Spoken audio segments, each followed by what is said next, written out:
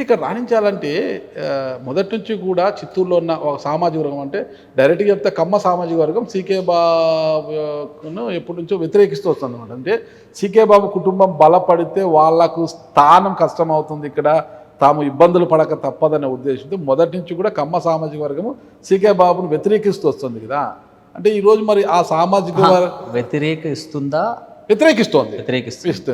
Clear cut చెప్తాను, clear cut, దాంట్లో doubt లేదు. ఎందుకు చెప్తా ఉన్నారు అంటే primarily earlier I think TDP was more మీరు చెప్పినట్లు ఒక కమ్యూనిటీకి రిప్రజెంటేషన్ ఇచ్చినారు కాబట్టి అప్పుడు పొలిటికల్గా అపోజ్ చేయడం జరిగింది. This is not a personal fight. Today we're in the party. అదే నేను చెప్పేది రాజకీయంగా మాత్రమే. If you let me finish today we're in the party. We have worked for the party. Every leader we have met has spoken of us very well. They have very great reverence for CK Babu garu. ఇట్లాంటి leaders ఉంటే పార్టీలో కార్యకర్తలు benefit అవుతారు అనేది ఉంది. So సామాజిక వర్గం వ్యతిరేకించింది అనేది కరెక్ట్ కాదు. పొలిటికల్గా మీరు ఒక పార్టీలో ఉన్నప్పుడు కొన్ని స్టాండ్స్ తీసుకోవడం చాలా నెసెసరీ. ఆ పరంగా వాళ్ళు ఒక స్టాండ్ తీసుకున్నారు. This is not a personal fight. So please I don't agree with your characterisation of being opposed to. నేను ఇక్కడ క్యారెక్టరైజేషన్, నేను ఇక్కడ చెడుగా మాట్లాడలేదు. పొలిటికల్గా ఒకటి నేను రెండింటినీ కూడా వ్యత్యాసం చూపిస్తాను మీకు. నేను పర్సనల్గా ఎక్కడ కూడా సీకే బాబు గారిని డ్యామేజ్ చేయట్లేదు.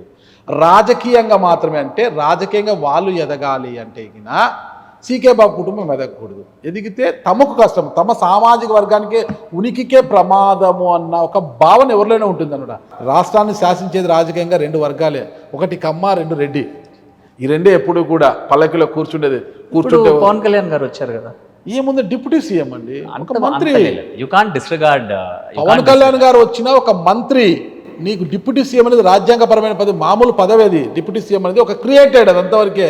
ఒక మంత్రి అంటే మీరు చెప్పడము ముఖ్యమంత్రి రెస్పెక్ట్ లేదని చెప్పడం. రెస్పెక్ట్ లేదని నేను అనట్లేదు, ఒక మంత్రి మాత్రమే. అంటే కాపు సామాజిక వర్గీయులు ఎప్పటి నుంచో వాళ్ళ సామాజిక వర్గం కూడా రాజ్యాధికారం చేపట్టాలని కోరుకుంటున్నారు.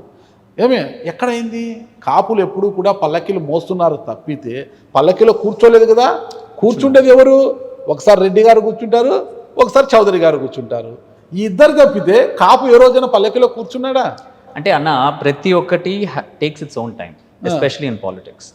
Today if Pawan Kalyan garu has come, I think you as a journalist should except and give them that reference. ఇప్పుడు ఇంత జరిగిన తర్వాత కూడా మీరు రాలేదు కాలేదు అని చెప్పడం కరెక్ట్ కాదు. ఇప్పుడు మీ లాజిక్ ప్రకారం ఇన్ని రోజులు అది జరగలేదు.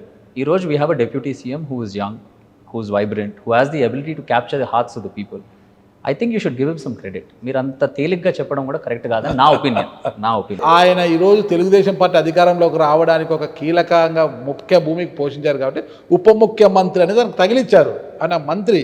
కానీ పవన్ కళ్యాణ్ అభిమానించే ఆ సామాజిక వర్గీయులు పవన్ కళ్యాణ్ ముఖ్యమంత్రిగా చూడాలనుకుంటున్నారు తప్పితే మంత్రిగా కాదు. సాయికృష్ణ గారు, సరే దాంట్లో తప్పు లేదు కదా. అదే చెప్తున్నా, అది తప్పు లేదని సర్దుకుపోతున్నారు కాబట్టి ఈ రెండు వర్గాల మధ్యనే పోటీ. చౌదరి వర్గము, రెడ్డి వర్గము ఇద్దరే కదా. ఇప్పుడు నెక్స్ట్ మళ్ళా వైసీపీ అధికారంలోకి వచ్చింది అనుకోండి, ఎవరు సీఎం అవుతారు? రెడ్డి గారు అవుతారు. మళ్ళాసారికి టీడీపీ వచ్చింది అనుకోండి, ఎవరు అవుతారు సీఎం? చౌదరి గారు అవుతారు. అంతే కదా. అలాగే ఇక్కడ కూడా రాజకీయంగా వైరి వర్గంగా ఉన్న కమ్మ సామాజిక వర్గం, రెడ్డి సామాజిక వర్గానికి చెందిన సీకే జయచంద్రారెడ్డి గారిని రాజకీయంగా ఎప్పటికప్పుడు కూడా అడ్డంకులు వేయాలి. సీకే జయచంద్రారెడ్డి ఎదిగితే, సీకే బాబు గారు ఎదిగితే తమ ఉనికి ప్రమాదం అనే ఒక అభద్రతా భావంలో ఉన్నారు. ఏ నేపథ్యంలో వీటన్నిటిని కూడా ఛేదించుకొని సాయి కృష్ణారెడ్డి ఎలా ముందుకు పోతారు? ఒకవైపు వెరీ క్లియర్. మీరు చెప్పింది నాకు అర్థమైంది, చెప్పిందంతా ఓకే. కేటగారికల్గా నేను చెప్తా అన్నా, we don't have a personal animosity with anybody. We're going to do what we have to do. ఇప్పుడు ఒకరు మేము వస్తే వాళ్ళకి కరెక్ట్ కాదని అనుకున్న వాళ్ళు చేసేది వాళ్ళు చేస్తారు. మేము దానికి ఒకటి చేసినా చేయకపోయినా ఒప్పుకునేదైతే కాదు. మీరు చెప్పేదే కరెక్ట్ అనుకుంటాం. సో నేను దానిపైన అంత ఫోకస్ చేయను. మేము చేయాల్సిన పని మేము చేస్తాం. మేము అందరితో సఖ్యతగానే ఉంటాం. వాళ్ళు మన వాళ్ళని అనుకుంటే వాళ్ళతో పాటు సపోర్ట్ చేసి జర్నీ చేస్తాం. వీళ్ళు వద్దనుకున్నా మేము చేయాల్సింది మేము చేస్తాం. సో దానికి అంత టెక్నికల్గా ఏం చెప్పలేము, అంతే. Very simple. అందరినీ కలుపుకోవడం 100% ఏం తప్పేముంది, ఏం లేదు కదా. తప్పేం లేదు దాంట్లో. ఇంకా 3 పదుల వయసు దాటలేదు మీకు కాబట్టి చాలా ఎనర్జెటిక్గా ఉన్నారు. అంటే నాన్నగారి గురించి తెలుసు, మీ జీవితానికి మీ నాన్నగారే హీరో, అంతే కదా? కరెక్ట్. మరి ఆయన జీవితంలో జరిగిన ఒక భయంకరమైన సంఘటన అంటే అదే బీహార్ నుంచి వచ్చిన వారు ఇక్కడ సాయిబాబా గుడి దగ్గర ల్యాండ్ మైన్స్ పెట్టి ఆయన చంపాలని చూసినప్పుడు మీ వయసు ఎంత ఉంటుంది అప్పుడు? I think 6th or 7th అన్న, 6th or 7th class. I think 6th or 7th అంటే 11 to around 12 years, అదే అంతే 11 or 12 years, అటు ఇటు 1 year అటు ఇటు అవుతుంది. అసలు ఆ రోజు సంఘటన మీకు ఏమైనా గుర్తుందా? గుర్తు. ఏం జరిగిందంటారు ఆ రోజు? ఏం లేదు, నాన్న ఏదో ప్రోగ్రామ్ పోతున్నారు, మన వాళ్ళంతా వచ్చిన్నారు ఇంటి దగ్గర. నాన్న యూజువలీ టైం అంటే టైం. సో టైం వచ్చింది, పద పద పద అని చెప్పి బయలుదేరినాను ఇంటి దగ్గర నుంచి. మళ్ళీ ఏదో పెద్ద సౌండ్ వచ్చింది. సౌండ్ వస్తే అంటే it was very peculiar sound, it's not a sound that you naturally here at day to day ఇది. సో అమ్మ బయట వచ్చి ఇక్కడ అన్న పోయినారు అని చెప్పి సెక్యూరిటీ గార్డుకి చెప్పినారు. సెక్యూరిటీ గార్డు పోయినాడు, మళ్ళీ అమ్మ వెనకాలే, నేను వెనకాల, నా వెనకాల మై సిస్టర్. అప్పటికే టెన్షన్ అనేది you could sense, palpable tension ఉన్నింది. అట్లా పోతే చూస్తే బండి మన బండే. మళ్ళీ అమ్మ వెళ్ళి అక్కడ అందరినీ గ్యాదర్ చేసి బండిలో నుంచి నాన్నని బయటకు తీసుకొని ఆటోలో హాస్పిటల్కి తీసుకెళ్ళినారు. అప్పుడు their assumption was that they might be a second attack on the way అని చెప్పి అక్కడి నుంచి again they took them to I think CMC or somewhere, I'm not sure where. మళ్ళీ అక్కడ వెళ్ళిన తర్వాత మాకు సత్య అంకుల్ అని ఉన్నారు, మేము సత్య అంకుల్ వాళ్ళ ఇంటికి పోయినాం, ఎందుకంటే పక్కనే సత్య అంకుల్ ఇంటి వాళ్ళు. పోయినాము. మళ్ళీ ఒక I think after an hour or so phone చేయించి మాట్లాడిపించినారు. ఫోన్ చేయించి ఇట్లా ఎక్కడున్నారు అని అడిగినారు. ఇట్లా సత్య అంకుల్ వాళ్ళ ఇంట్లో ఉన్నామని చెప్పి, అవునా సరే ఓకే అని చెప్పి ఫోన్ పెట్టేసినారు, అంతే. అది జరిగింది ఆ రోజు. ఓకే, అదంతా చూసినప్పుడు, ఆ సీన్ అంతా చూసినప్పుడు ఈ రోజుకి గుర్తుంటుంది కదా మీకు? రాజకీయాలు అంటే ఇలా ఉంటాయా, రాజకీయంగా మనం ఎదగాలంటే ఇంకోరిని మట్టు పెట్టాలా అనేది ఒక ఆలోచన వస్తుంది ఎవరికైనా కూడా. అలాంటప్పుడు ఈ రాజకీయాలపైన మీకు ఎందుకు మక్కువ వచ్చింది, ఎందుకు ఇంట్రెస్ట్ కలిగిందంటే ఏమంటారు అసలుకి? నాకు ఇంట్రెస్ట్ కలిగిందని నేను చెప్పలేదే, నేను నా బాధ్యత ఫుల్ఫిల్ చేస్తాను. అదే కదా, బాధ్యతే ఇంట్రెస్ట్ అంటారు. ఒక ఇంట్రెస్ట్ ఉంటేనే ఒక బాధ్యతగా కాదన్నా. ఇప్పుడు ఒక ఆటో డ్రైవర్ ఆటో తోలుతాడు వాళ్ళ ఫ్యామిలీని ఫీడ్ చేసేదానికి, అంటే నాకు ఆటో తోలే దాంట్లో ఇంట్రెస్ట్ అంటారా? కాదు కదా. వాడు ఆ ఆటో డ్రైవర్ ఆటో తోలుతూనే వాళ్ళు ఇది అవుతుంది, అది బాధ్యత. మీ ఫ్యామిలీ సర్వే, అది బాధ్యత. ఇన్ని రోజులు లేని బాధ్యత ఈ రోజు ఎందుకు వచ్చింది? ఇప్పుడు వయసు వచ్చింది కాబట్టి బాధ్యత వచ్చింది. ఇంకా మీరు చెప్పేది 16 కంతా మీరు వచ్చి కూర్చొని ఇక్కడ చేయమంటారా? అసలు ఏం అండర్స్టాండింగ్ ఉండదు కదా ఆ ఏజ్కి.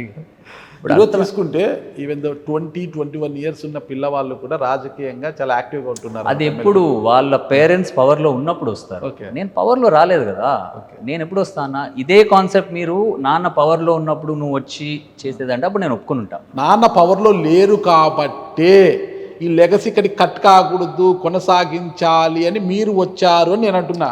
మీకు ఇంకోటి చెప్తా, సీకే బాబు గారు లెగసీ నేను వచ్చి ఏదో చేస్తే ఎక్కువైపోదు, నేను వచ్చి రాకపోతే తక్కువ అయిపోదు. ఆయన లెగసీ, దాన్ని మనం we can't touch that legacy.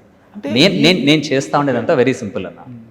మనకు కార్యకర్తలు ఉన్నారు, నాన్న వెంట లెఫ్ట్ రైట్ అండ్ సెంటర్ తిరిగిన వాళ్ళు ఉన్నారు, వాళ్ళకి ఒక రిప్రజెంటేషన్ కావాలి, వాళ్ళకు ఒక వాయిస్ కావాలి.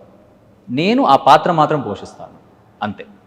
That's all, that's my responsibility. ఎందుకంటే వీళ్ళంతా నన్ను చిన్నప్పటి నుంచి చూసుకున్న వాళ్ళు, అర్థమవుతుందా? చిన్నప్పటి నుంచి చూసుకున్న వాళ్ళు, నాతో దగ్గరుండి నా నేను గ్రోత్లో వాళ్ళందరూ వెరీ ఇంపార్టెంట్ పీపుల్. ఆ సీకే బాబు కుమారుడుగా నా దగ్గరకు వస్తే ఏదో నాన్నగారి తరఫున ఉన్నాను కాబట్టి ఏదో వాళ్ళకు నా చేతనైన సాయం చేస్తాను, నా చేతనైన సాయం చేసి పంపిస్తాను, అంత తప్పితే నాకేం లేదండి అనడం అనేది బాధ్యత అవుతుంది. ఆ బాధ్యతతోనే మీరు సరిపెట్టుకుంటారా? ఏదన్నా భవిష్యత్తులో నాకు పవర్ కావాలి, నా పవర్ వస్తే నా ప్రజలకు మరింత చేరువ అవుతాను, మా నాన్నకు ఆ రోజు ఎలా దగ్గర ఉన్నారు, మా నాన్నలకు నేను ఉండాలనే దాన్ని లెగసీగా కాపాడాలనుకుంటున్నారా? మీరు చెప్పినంత డీప్గా నేను ఆలోచించలేదు. ప్రస్తుతానికి నేను ఆలోచించేది I'm going to do my responsibility. అది 100% ఫుల్ఫిల్ చేస్తాం. అది పార్టీ గుర్తించి అడిషనల్ రెస్పాన్సిబిలిటీ ఇస్తే దాన్ని కూడా కంటిన్యూ చేస్తాం. దట్స్ ఇట్, అంతే. పార్టీ గుర్తించాలంతే. అంటే ఇఫ్ దే రికగ్నైజ్ గ్రేట్. అంటే ఈరోజు చేసిన మంచిని రేపు మర్చిపోతారు. ఈరోజు 2024 ఎన్నికల్లో వైఎస్ఆర్ కాంగ్రెస్ పార్టీ నుంచి పోటీ చేసి ఓడిపోయిన విజయానంద రెడ్డి, ఓకేనా, ఆయన పుష్ప అంటారా ఇంకోటి అంటారా అనేది చిత్తూరు ప్రజలు ఏదో డిస్కస్ చేసుకుంటారు, ఓకేనా. మంగళం సీనునా పుష్పానా అంటే ఏంటి అనేది తెలియదు ఆయన అంటున్నాడు. మరి విజయానందరెడ్డి ఏ కాంపౌండ్ నుంచి వచ్చారు అంటే గిన సీకే బాబు కాంపౌండ్ నుంచి వచ్చిన వ్యక్తి, ఆ కాలేజీలో చదువుకొని వచ్చిన వ్యక్తి విజయానందరెడ్డి. ఓకే. అదే విజయానందరెడ్డి ఏమన్నారు ఎలక్షన్స్లో పోలింగ్ అప్పుడు, సీకే బాబు ఏమన్నా పెద్ద పులినా అన్నాడు అనమాట. ఓకేనా, అంటే మేము అధికారంలోకి వచ్చేస్తున్నాం, ఇంకంతా మాదే హవా, సీకే బాబు అయినా పెద్ద పులినా, ఆయనకు భయపడాలా అన్నట్టు మాట్లాడారు. ఎలక్షన్స్ తర్వాత ఏమైపోయింది, వామో కూటమి అధికారంలోకి వచ్చి సీకే బాబు మళ్ళీ పుంజుకుంటాడేమో, నాకు ఈ రాజకీయాలు వద్దు పాడొద్దు, నేను వ్యాపారం చేసుకుంటా మహాప్రభు అని బెంగళూరుకి వెళ్ళిపోయాడు ఆయన. మరి దీన్ని ఏమంటారు? అట్లా అనేది ఏముంది, మొత్తం సినిమా మీరే చెప్పేస్తాను, నేను చెప్పేదానికి అదే నేను ఒకటి చెప్తానండి. చెప్పండి. కాసు బ్రహ్మానంద రెడ్డి గారు ఉన్నారు, ఆయన గురించి మనకు తెలుసు. విశాఖ ఉక్కు అనుకున్నప్పుడు అంతా కూడా మనకు గుర్తొచ్చేది కాసు బ్రహ్మానంద రెడ్డి గారే. ఓకేనా, వాళ్ళ కుటుంబంలో ఈరోజు మహా అంటే వాళ్ళ ఒక తమ్ముని కుమారుడు ఎంపీ అయ్యాడు, ఎమ్మెల్యే అయ్యాడు, వాళ్ళ మనవడు ఈరోజు ఒక ఎమ్మెల్యే. ఓకేనా, మర్రి చెన్నారెడ్డి గారు ఉన్నారు, మర్రి చెన్నారెడ్డి గారు కుమారు మర్రి శశిధర్ రెడ్డి. ఈరోజు వాళ్ళ పరిస్థితి రాజకీయంగా ఒక జీరో అయిపోయింది అనమాట, ఏమీ లేదు. అంటే ఆ కుటుంబాలకు పేరుంది, దాన్ని వాళ్ళ తర్వాత వాళ్ళు ఎంతవరకు కాపాడుకున్నారు, ఎంతవరకు దాన్ని అందిపుచ్చుకొని పైకి వచ్చారన్నదే ఇక్కడ ప్రశ్న. ఓకేనా, మనం ఆలోచించాలి. సో ఇప్పుడు కుటుంబానికి బ్రాండ్ ఉంది, ఆ బ్రాండ్ కాస్త మసక బారుతోంది అంటే ఆ మసకనంతా తొలగించి, చీకట్లను తొలగించి, ఆ చీకట్ల వెనక ఆ వెలుగులు తెచ్చే సాయి కృష్ణారెడ్డి ఉన్నాడు అన్న భరోసా ఇవ్వగలరా? ఇప్పుడు ఇది ఎట్లుందంటే, మిమ్మల్ని సాటిస్ఫై చేసేదానికి నేను ఇంకా ఎమ్మెల్యేనో మినిస్టర్ అయ్యేటట్లుంది. మీకు అంత ఇదిగా ఉంది.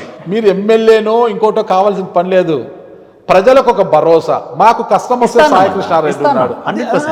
ఆ నమ్మకం ఒక రాజకీయ పార్టీకి కూడా సీకే బాబు కుమారుడు బాగున్నాడు, యాక్టివ్గా ఉన్నాడు, తప్పులేదు కదా అనే భరోసా ఇచ్చినా ధైర్యం తీసుకురాగలరా? 100% వితౌట్ అ డౌట్, అబ్సల్యూట్లీ. దాంట్లో మీరు don't even think about it a second time.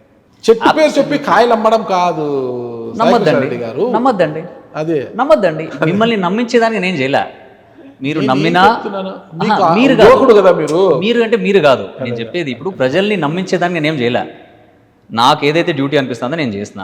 వాళ్ళకి నమ్మితే మంచిది, నమ్మకపోతే కూడా నేను నా పని అయితే నేను కంటిన్యూ చేస్తాను కదా.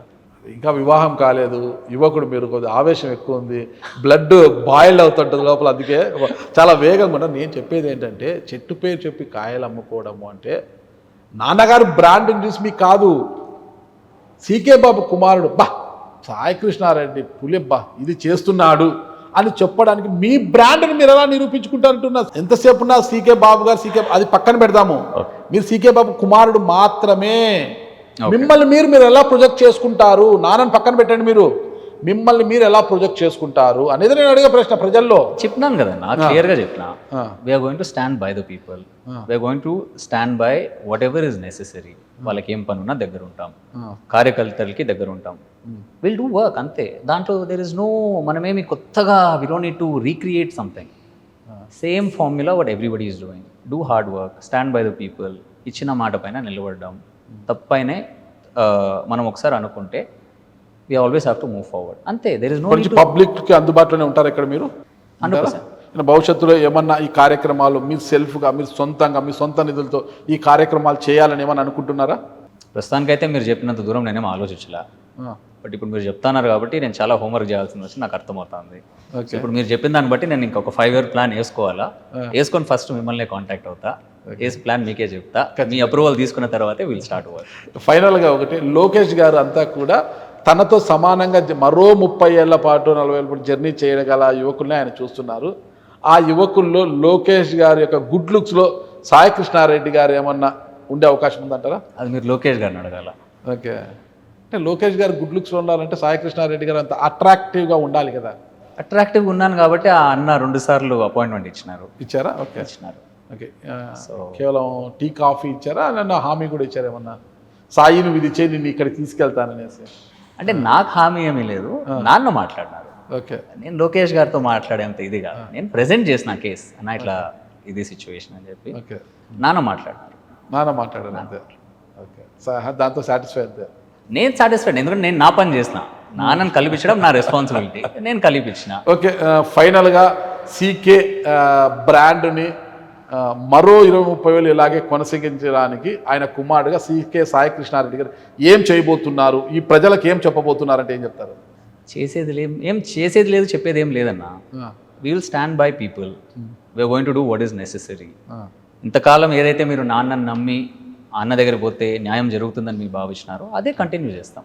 ఓకే, కొత్తగా ఏం చేయాల్సిన అవసరం లేదు. ఖచ్చితంగా నాన్న దగ్గరికి వచ్చేలా న్యాయం జరగదు, ఆయన కుమారుడు సాయి కృష్ణారెడ్డి దగ్గరికి వచ్చినా కూడా అంతే న్యాయం జరుగుతుంది అని ప్రజలు నమ్మచ్చా? అది పనితీరు బట్టి వాళ్ళు నమ్ముతారో లేదో తెలుస్తుంది.